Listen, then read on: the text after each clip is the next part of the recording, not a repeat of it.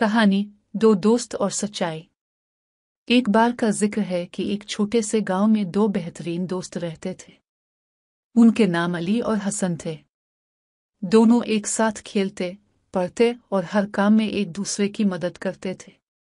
एक दिन अली ने एक खूबसूरत मलिका का ताज जंगल में देखा।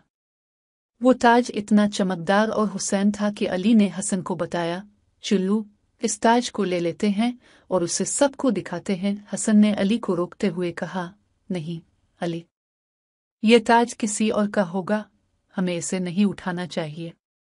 लेकिन अली ने हसन की बात को नजरअंदाज कर दिया। दोनों दोस्त ताज को उठाकर गांव वापस आए।